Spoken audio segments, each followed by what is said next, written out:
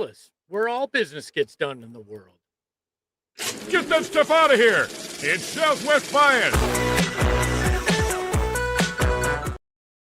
Welcome into another edition of Southwest Bias, presented to you by our friends at the Husband and Wife Law Team. If you've had a serious injury, call the Husband and Wife Law Team first. It's 602-783-8841 or visit their website at thehusbandandwifelawteam.com. And we are live from an undisclosed walk-in closet in Mesa, where you shouldn't join me because it's way too small for two people.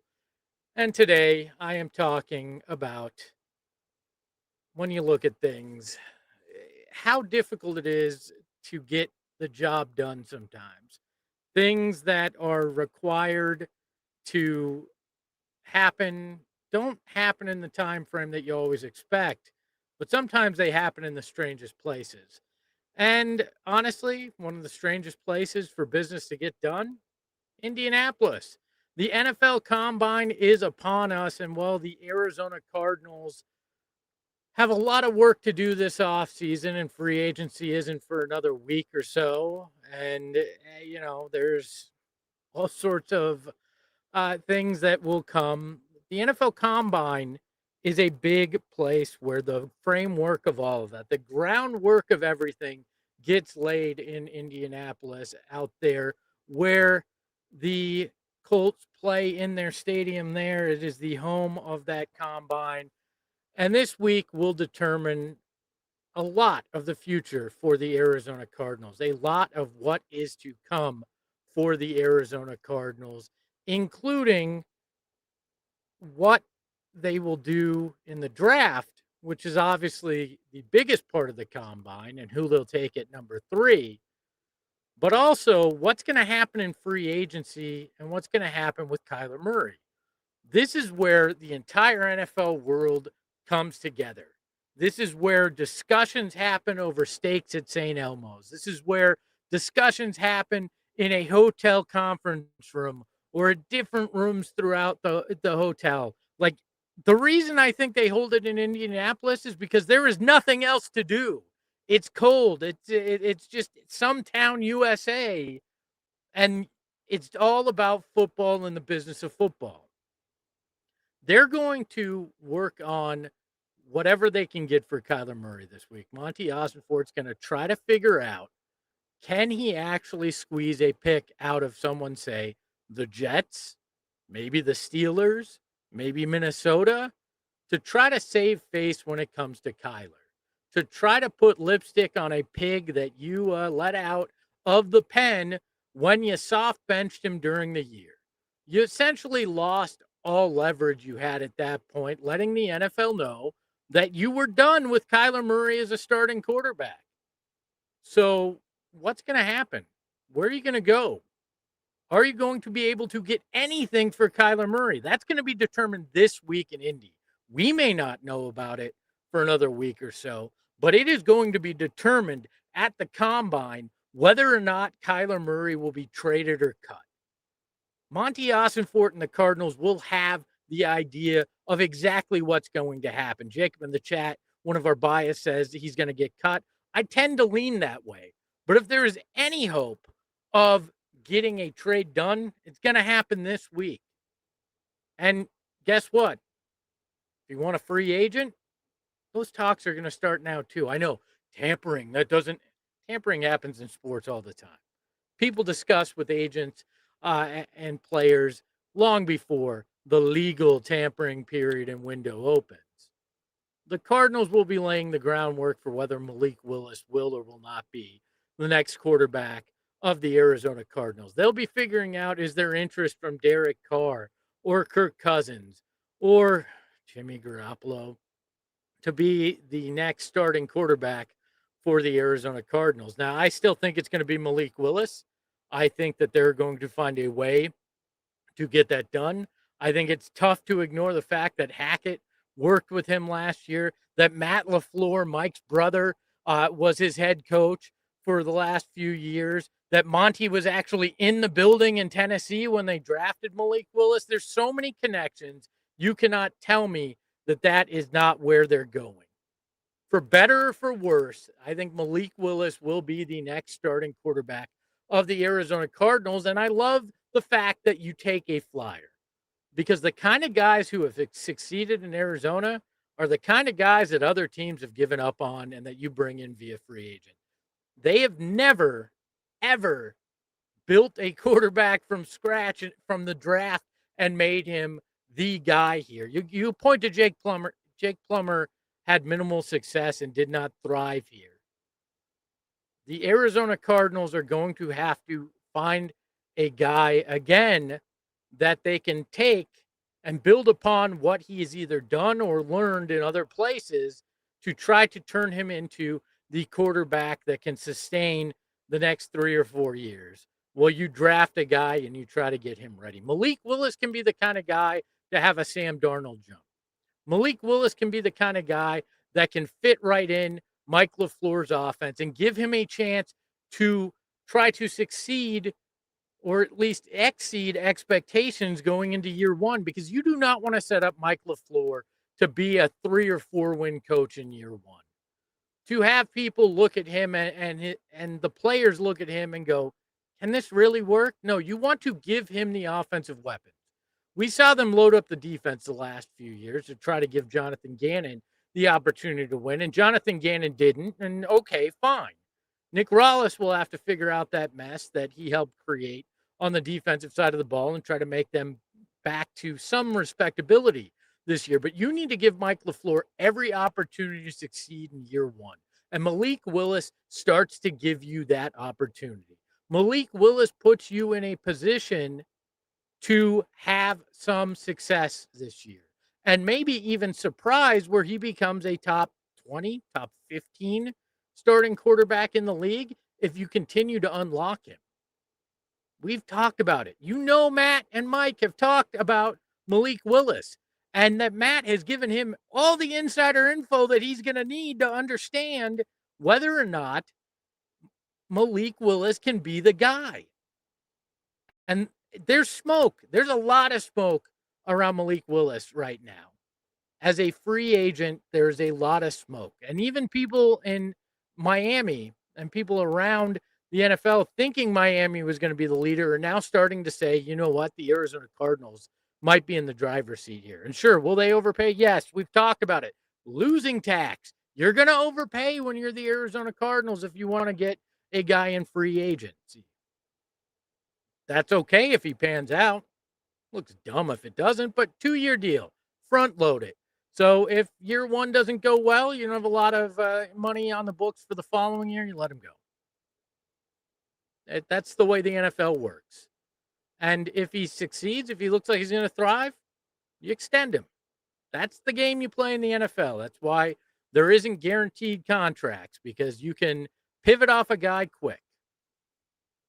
Malik Willis is the guy I want to see them take a chance on. I do not want to stomach tanking for a quarterback next year. It does not work in Arizona, and the groundwork is going to be laid in Indy this week for Malik Willis.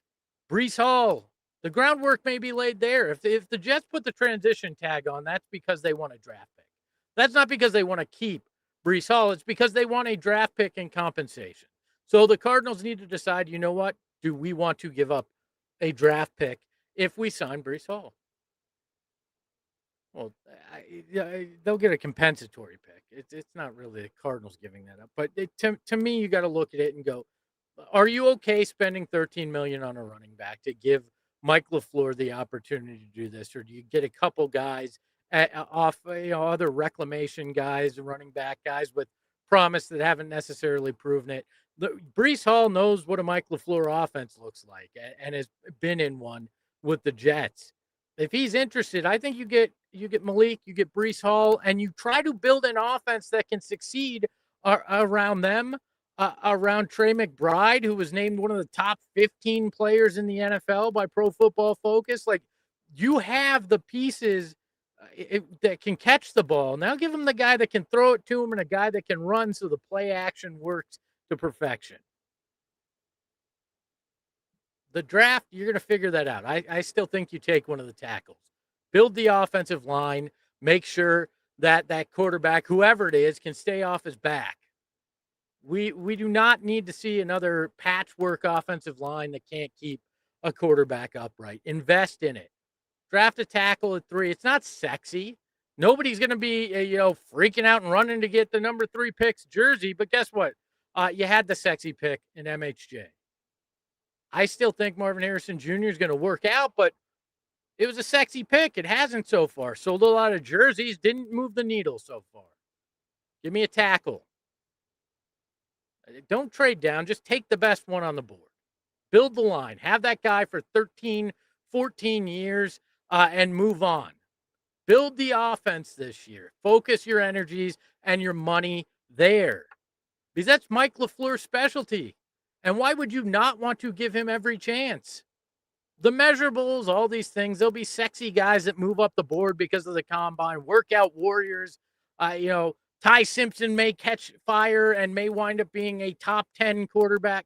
Don't fall for all the noise.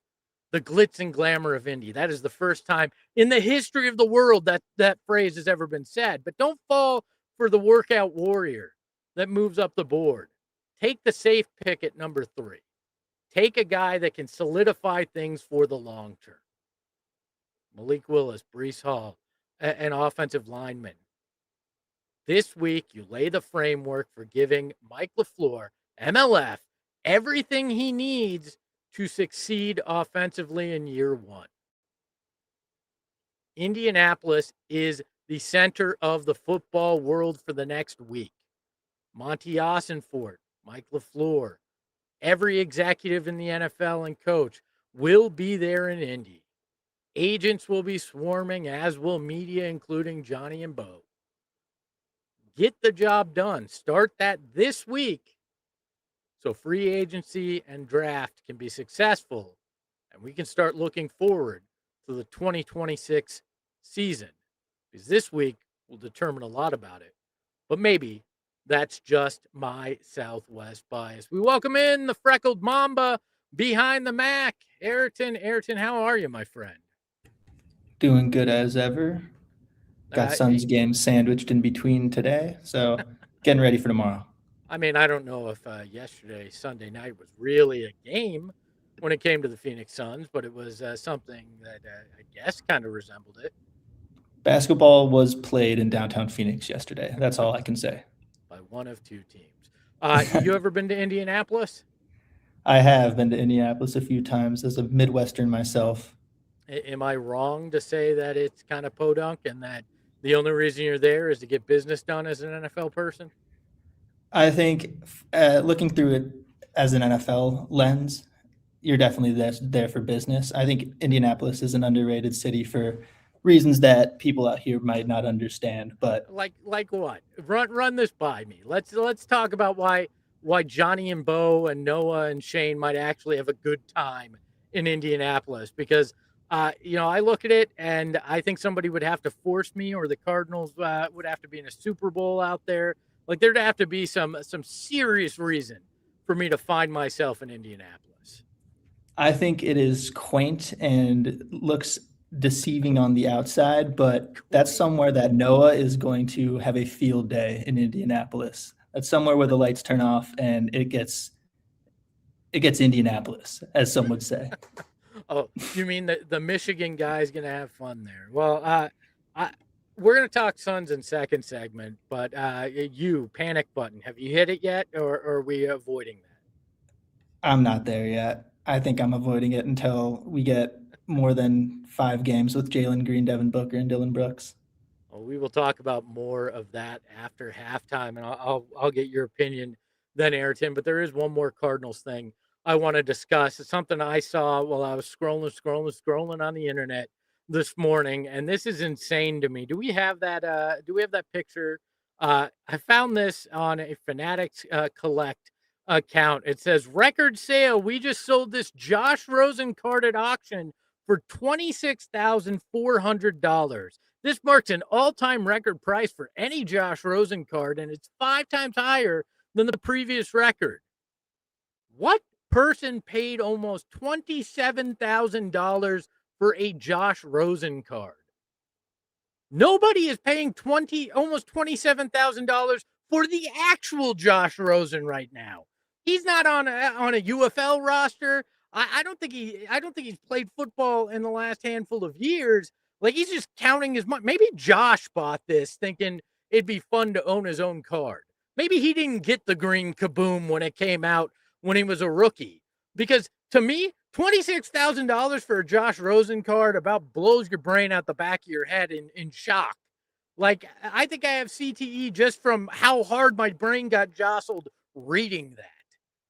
Josh Rosen, a $27,000 card. Are you laundering money with this? Because I'm going to tell you this. You ain't getting it back on the other side. There's a reason it was 5 times more than any other Josh Rosen card ever sold for. $27,000 for a Josh Rosen card. You're sick in the head. Donate that money. Light it on fire like the Joker in The Dark Knight. Anything other than that. I mean, hell, get 2 Kyler Murray cards for $27,000 if you really want to waste your money on a Cardinals quarterback card. Hell, I got a Tom Tupa autographed rookie card here. If you want a Cardinals quarterback card, I'll sell it for $15,000. How about that? It'd be 4 billion times more than a Tom Tupa card's ever sold for. You can hold the record. A Josh Rosen kaboom green card. It wasn't even a 10. I believe in the graphic it's a 9.5 rating on the card. 9.5. And it's Beckett. It's not even PSA. That's not even the best rating. 9.5, and you're making $27,000 off it. Desert Vulture said, one of our biases, is that a legit for Rosen card? I can't believe it. It is 100% legit. That is from the actual Fanatics auction site that sold it. I don't know if they got scammed in this, but $27,000 for a Josh Rosen card is freaking insane. I don't know how many steaks at St. Elmo's and rotten, shrimp cocktails I'd have to eat to even consider bidding that. You'd have to be delusional. I don't even think then you're thinking, oh, this Josh Rosen card, $27,000. I don't need to send my kid to college. I can get a Josh Rosen card. It's insane to me. A big welcome to all the bias in the chat. Tolu Herbert, Jacob, Michael, my wife Tracy, Deborah, Boom Shakalaka, who is back to his ways. Desert Vulture, as we mentioned. Glad to have each and every one of you in the chat and with us today. Let us know, Malik Willis, yes or no, as Arizona Cardinals starting quarterback this year. And also, let us know what's the worst thing you've ever spent money on. Like, would you? Is there a Josh Rosen card buyer in the bias? Like, I need to know what's the worst thing you've ever spent money on. Or excessive amount of money on. I need to know that in the chat. Thank you to all the bias. Hit that like button if you have not already become a supporter club member. Hit that join button. $5. The cost of actually your coffee's more expensive than that now. For an entire month, you get a badge next to your name, multiple special emojis, exclusive content, so much more. Join the supporters club today. On the other side of halftime, we're going to talk Suns. And if I'm freaked out about what's going on with this team right now and what happened with Dylan Brooks right after this. Well, you know what? If you've had a serious injury, I got to tell you about the husband and wife law team because I've been in a car accident before. I've had a rough time when it came to exactly how you choose a lawyer. And if I had done research, that is not the thing I do well. That's Tracy, my wife. She does it fantastic. And if she did the research on this instead of letting me pick the lawyer, we would have found Mark and Alexis Breyer, the husband and wife law team, and we would have been taken care of because they are prepared to go to trial if necessary. They believe in making sure that you get more money in your pocket than then goes to their bottom line. And they believe in being certified when it comes to serious accidents and wrongful death law. They are part of 1% in the Arizona bar. Every lawyer in Arizona, 1% of them are certified in serious injury and wrongful death cases. And the lawyers at the husband and wife law team are. And their guarantee to you is if you need to talk to your lawyer, that you can get in touch with the paralegal. They'll get the lawyer on the phone with you so you can talk with them and work through your case. They believe so much in what they do that they're going to take care of you every step of the way. So if you've had a serious injury, call the husband and wife law team first at 602-783-8841 or visit their website at the link in our show notes and tell them PHNX sent you. And no, that's not me trying to saw my way out of the walk-in closet studio. No, that is Phoenix Raceway, NASCAR, NTT, IndyCar Series. It's happening same weekend, same track, same day, not the same time. I always tell you safety first, but it's going to happen for the first time ever. And you got to be out there to experience it at Phoenix Raceway, the most beautiful venue in all of Arizona sports. It's in a mountainside. You can literally sit on the mountain and watch the race. I've been out there. I love it. And I'm excited for the March 5th through 8th race coming up next weekend. That's how fast it's coming up. It's faster than the cars. You're going to have the best access in motorsports. You're going to go inside the garage, walk the track, meet the drivers, and catch a pre-race concert. No sport brings you closer when you upgrade to the Desert Diamond Casino infield experience. Secure your seats now at the link in our description because they're going faster than the cars themselves. And I got to tell you, we got a sale going on, our die-hard sale for the Combine.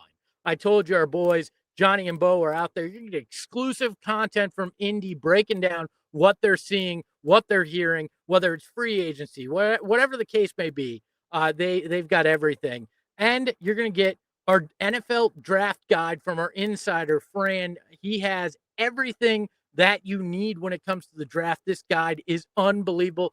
$36 right now. Plus, you get a free t-shirt when you sign up, which pays for the whole thing anyways, right there. So go to gophnx.com right now and sign up for this special offer. It ends when the Combine ends. And a big thank you to Charlie XCX for playing halftime. I hope you all enjoyed it.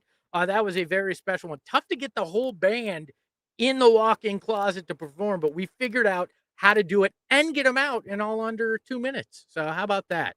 Got to talk Suns. All right. I know we may not want to. It's tough. It's a difficult time. But right now, the Phoenix Suns are going through it.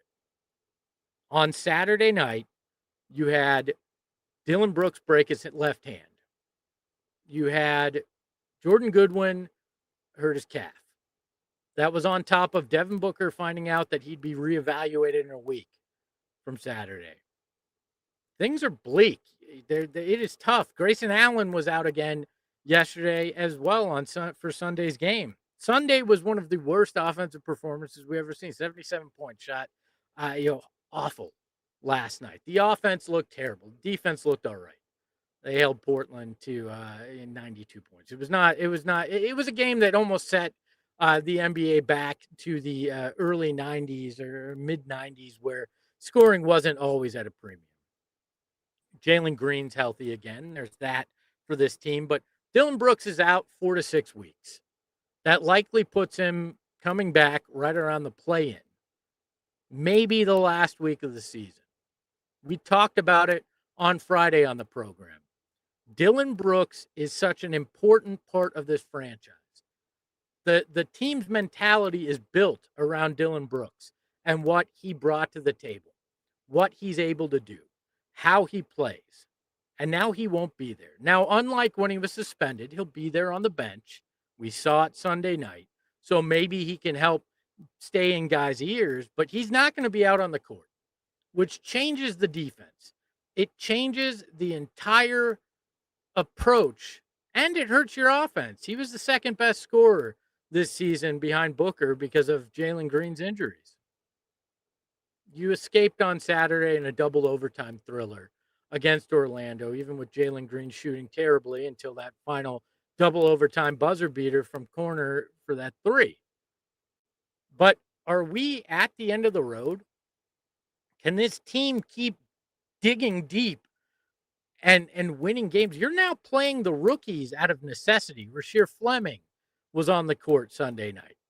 Kaman Malawach was on the court Sunday night out of pure necessity because you are so far down your list. Amir Coffey playing quality minutes. Jamari Bouye, who only has, I think, 7 games left on his two-way contract before you have to convert him, had to play serious minutes on Sunday night. This team is down bad. They're desperate. They're still 8 games above 500. They still are 7th in the West, although the Warriors are slowly creeping up, even though they've had their injury issues. I have not completely lost faith because time and time again, this team continues to prove that they find a way. Jordan Ott gets creative. Jordan Ott looks at things and goes, here's how we can make the offense work without X, Y, and Z. We got to accept that the next 2 games without Devin Booker with this team are probably going to be tough. That you're going to lose ground on Thursday to the Lakers when you play them, unless you have a monumental effort from multiple guys or Devin finds a way to come back. Right now, the only way that you find your way through this is if Kaman Malawach and Rasheer Fleming and Ryan Dunn and a guy that people thought was just kind of a throw-in in a trade to shed salary, Amir Coffey, find a way to actually help this team and give them some of what they're missing without Dylan Brooks. I think Haywood Highsmith is going to play a big role in this because he's a point of attack defender, but they're telling us 2 or 3 weeks away. If I'm them, supposedly he was ready to play February 11th with the Nets. If I'm them, I throw caution to the wind and I might go, you know what, Haywood, you feeling good enough to play? If you are, we need you. This is why we signed you. We think you can come in and help and fill in some of that Dylan Brooks role. Because right now, the Phoenix Suns need everything they can find. In a season that's been full of surprises, a season that has just been unexpected. That's the best way to say it. They need to prove everybody wrong once again. People are now saying, well, it was a fun story. They were fun little sideshow, but the magic is over. Too many injuries, not enough chance. They're gonna fall back, maybe fall behind the Warriors. Who knows? Maybe even fall to 9th if things get really crazy. But pride has been a huge thing with this team. From the top of the organization with Matt Ishbia all the way down to the last guy on the roster. Pride has been such a big part of how they've gotten where they've gotten this season. So is there enough in the tank with these guys to make it happen? And I look directly at Ryan Dunn and Rasheer Fleming and Kaman Malawach.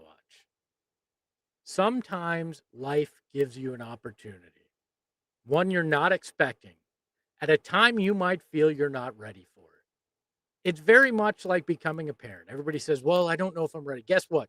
You're never ready.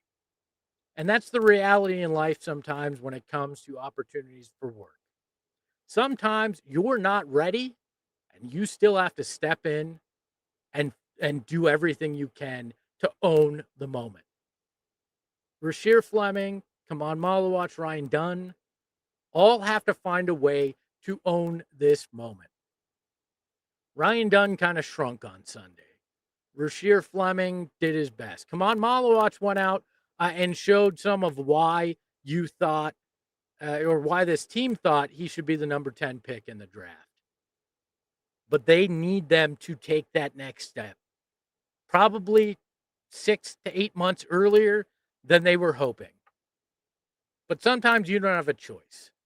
Your teammates, your city need you right now.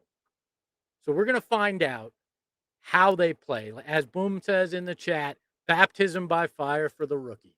And sometimes that is the best way that you get to where you want to be. Because you're forged in the fire. You have to prove it. And there is no more of a high leverage situation than right now that you're going to find yourself in. Battling to stay at the 7th spot so you have 2 home play-in games. Or even catching somebody to be in 6 so you avoid the play-in altogether.